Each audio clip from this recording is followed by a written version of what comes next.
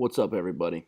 So I just want to do hopefully a quick video on how to just basically start editing your photos and be able to do it really quickly.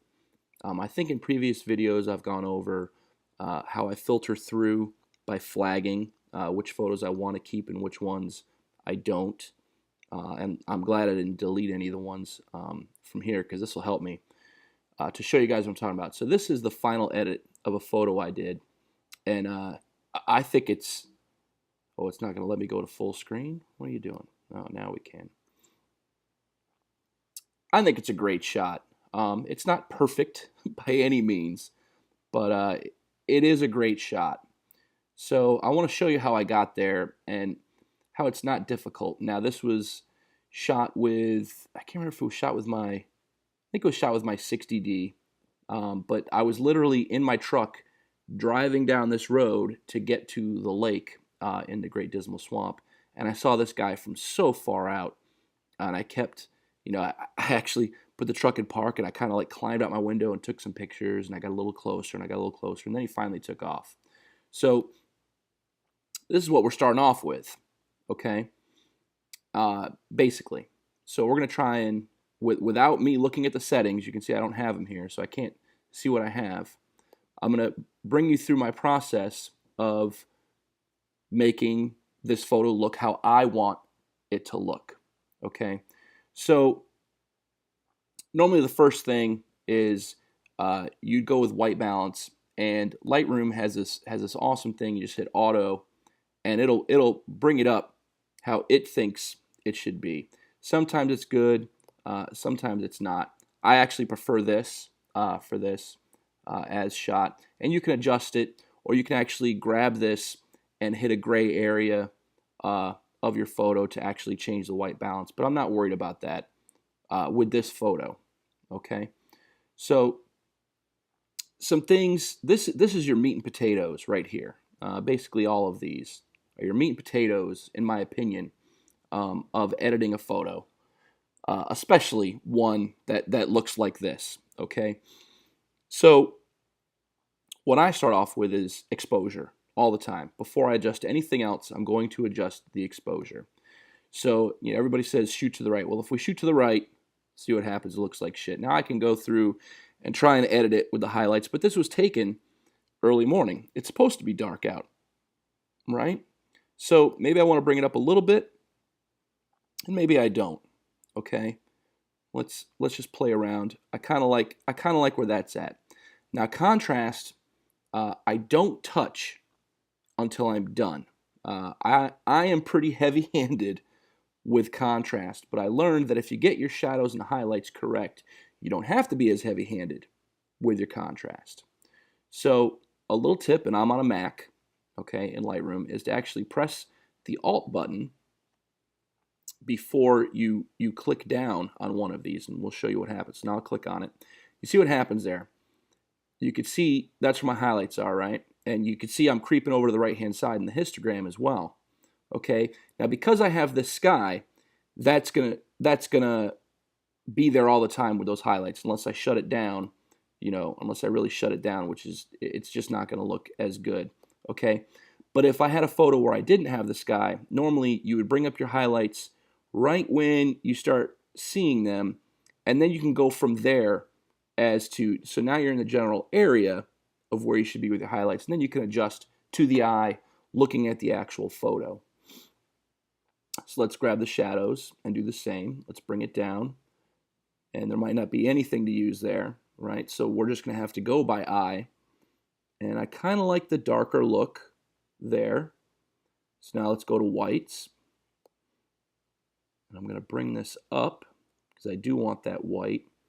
We're going to go to the blacks. Oops, excuse me. We're going to go to the blacks, and we'll probably see some blacks. There we go. Let's just see what it looks like there. That actually looks pretty good to me. We're getting there. We're getting closer to what I want. Maybe I'm going to bring up the highlights a little bit more. Let's see. Let's see what happens. Oh, I kind of lost what I was going for there. So that looks pretty good. Next is clarity. I'm not going to mess with it in this photo. It's far away, not a very good photo, but from this view, it's pretty good. Okay, so I don't think I need to mess with clarity with this one. So vibrance and saturation. Now, saturation is in my opinion, in my amateur opinion, saturation would be for the actual, overall color of the photo, how much you want the photo to be colored. And then vibrance is something that kind of brings that color up. So for people, I don't recommend using saturation. I recommend using vibrance. For forests and things like that, you can go ahead and use a saturation. I normally use a little bit of both, depending upon the photo. I kind of like the bland look of this photo, but I do want to bring up some of these greens just a little bit. So we're going to start with saturation and see what we get. See how high we got to go here before I get what I want. I kind of like that. Let's see what happens when we bring up the vibrance. You can see what I was talking about. See that? How it kind of just, it just brings it up. Like, who wants that? That's horrible. So we're going to come back down. And if you double tap, it'll go right back to where it was. I kind of want it up a little bit, I think. Maybe I want to bring the saturation up just a little bit. Okay, so that's a little bit better. Now, I kind of do want to bring the exposure up, I think. Maybe just to right there. So we'll see what that looks like. That's pretty good. I think maybe my shadows could be a little bit darker. Maybe it's my blacks that I need to adjust. Let's see. Yeah, I think we could bring more in. Right? And maybe bring up the highlights a little bit more because we did that. I think we're getting there. And let me hit this contrast up. See, a little bit too much because we got the highlights and shadows where we wanted it. And you know what? And I do want some more color in here because I'm looking at this on a crappy non-retina display. So let's see where we're at. I think that's pretty good. I haven't spent but what? I don't even know how much time I've spent on this. Nowhere near as much time as I spent on this one, right? You can see I cropped it as well. If we hit that crop tool, you'll see, totally cropped that, which is fine. I think it's a better image. So let's see if we can't crop this the same.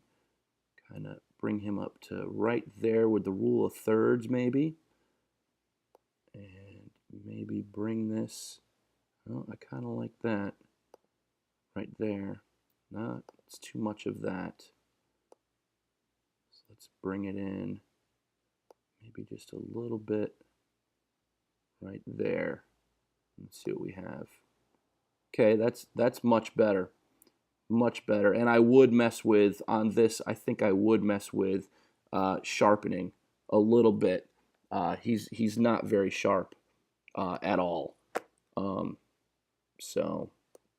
But oh well, I'd say in this one I took a lot more time, and I did mess with everything. Yep, and I did bump up the exposure as well. But you can see how fast you can get from something like this, right? That's basically what we started with, to something like that. And the more you edit, the quicker you'll become at the speed, especially using the Alt button for your highlights and shadows and your whites and blacks. So, yeah, just a little bit different. And I think they each look good. And in fact, now that I'm looking at the first one, I think maybe I've got too much color in there. But there you go. I hope that helps with just the basics of editing. Just what you should definitely you need to be checking these things, all of these. You have to. If you're bothering to shoot in RAW, and you're bothering to use a program like Lightroom, which you paid for, you need to be doing this. So I hope that helps. Just a quick video on this. If you have any questions, please ask. I am by no means an expert, as anybody who is that watched this could probably tell. But that's it. Peace.